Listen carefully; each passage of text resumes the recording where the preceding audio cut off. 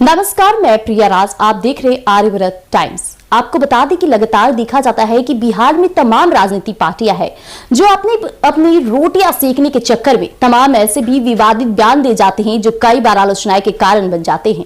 लेकिन सवाल उठता है कि जो आरएलजेपी पार्टी इन दिनों अपना विचार बदल चुकी है। लोकसभा परिणाम हर किसी ने देखा कि किस तरह से चिराग पासवान की दूरियां एनडीए से बढ़ती जा रही थी और इसका पूरा फायदा आरएलजेपी पार्टी के कहा जाए तो मुख्य चेहरे यानी कि पशुपति कुमार पारस ने उठाया था। अब सवाल उठता है कि जैसे ही पशुपति पारस की नजदीकियां बीजेपी के कद्दावर नेताओं के साथ जुड़नी शुरू हो गई तो चिराग पासवान को ये बातें बिल्कुल भी सहज नहीं आई और ये बातें इतनी खटकी कि उन्होंने तुरंत बीजेपी के साथ समझौता कर लिया और मोदी के हनुमान फिर से चर्चे में आ गए, जिसके बाद पशुपति कुमार पारस को एनडीए से बड़ा झटका मिल गया। अब सवाल उठता है कि इन दिनों तमाम ऐसी तस्वीरें आई। मैं चाहूंगी कि एक बार पिछली कुछ महीनों की बात की जाए, यानी कि जनवरी माह में जहां मकर संक्रांति का मौका था, पशुपति कुमार पारस के आवास पर लालू प्रसाद यादव का आगमन हुआ था और ये तस्वीरें सोशल मीडिया पर तमाम बातों को स्पष्ट कर रही थी। तब से चर्चाएं तेज हो गई कि अब आरएलजेपी पार्टी और आरजेडी पार्टी एक साथ एकजुटता के साथ चुनाव लड़ने की तैयारी में है। कहा जाए तो अभी लालू परिवार में टेंशन बढ़ती ही नजर आ रही है, क्योंकि तेज प्रताप यादव का एक पोस्ट और लालू परिवार की टेंशन के साथ साथ उनके शासनकाल पर सवाल लगातार उठते जा रहे हैं। पशुपति कुमार पारस ये बिल्कुल नहीं चाहेंगे कि इन कारण की वजह से उनकी भी पार्टी पर सवाल उठे, क्योंकि नजदीकियां है तो राजनीति में भी कुछ बातें जरूरी होगी। अब ऐसे में सवाल उठता है कि जो पशुपति कुमार पारस की पार्टी में आकाश यादव कई सालों से छात्र विंग के अध्यक्ष रहे थे, उन्हें निष्कासित कर दिया गया। अब पशुपति कुमार पारस ने यह फैसला बड़े ही सोच विचार के साथ और पार्टी की सकारात्मक संदेश की वजह से उठानी पड़ी थी।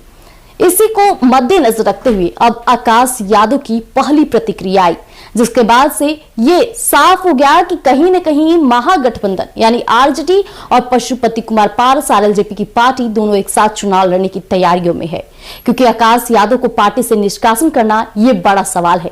गौर फरमाइएगा, एक बयान हम आपके समक्ष रखने जा रहे हैं आकाश यादव के द्वारा प्रतिक्रिया को, जो तमाम बातों को स्पष्ट करता है। तो आपको बता दें कि निष्कासन पत्र के माध्यम से हमारा हौसला टूटा नहीं, मजबूत हुआ है।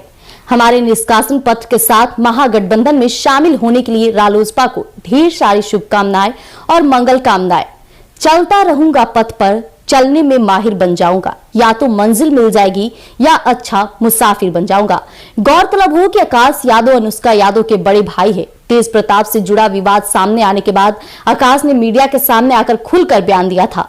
इसके बाद अब पार्टी की ओर से यह एक्शन लिया गया है कि इससे पहले भी आरजेडी सुप्रीमो लालू प्रसाद यादव ने भी बेटे तेज प्रताप को पार्टी से 6 साल के लिए निकाला था और अब पशुपति पारस ने भी अपने पार्टी में एक्शन लिया। इसके बाद आकाश यादव का ये पोस्ट साफ तौर पर प्रकट कर रहा है कि किस तरह से महागठबंधन और रालोसपा की दूरियां कम हो गई है और लगातार पार्टी एक नई रणनीति को पेश करती नजर आ रही है। जैसा कि अभी हमने आपके समक्ष आकाश यादव का वो पोस्ट सुनाया, इस पोस्ट से साफ तौर पर प्रतीत हो रहा है कि आकाश यादव पार्टी से निष्कासन होने के बाद बिल्कुल भी उदास नहीं है, बल्कि उन्हें इस बात की खुशी है कि महागठबंधन और आरएलजेपी पार्टी एक साथ मिलकर चुनाव लड़ने की तैयारियों में लगा है।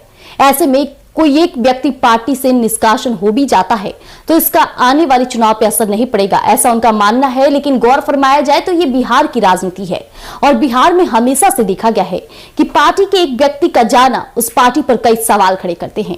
और ऐसे में लालू प्रसाद यादव के परिवार में तो इन दिनों इतनी ज्यादा बातें फैल चुकी है कि कहीं न कहीं लालू प्रसाद यादव के परवरिश के साथ साथ उनके कार्यकाल पर भी सवाल उठे। माननीय प्रधानमंत्री नरेंद्र मोदी का भी बिहार दौरा हुआ और उन्होंने भी बातों ही बातों में लालू प्रसाद यादव के शासनकाल पर एक टिप्पणी व्यक्त कर दी। अब ऐसे में पशुपति पारस और महागठबंधन इस बार बिहार विधानसभा चुनाव में क्या कुछ खेला करेंगे, देखना काफी दिलचस्प रहने वाला है। तब तक के लिए हमारे साथ जुड़े रहिएगा आर्यव्रत टाइम्स पर। धन्यवाद।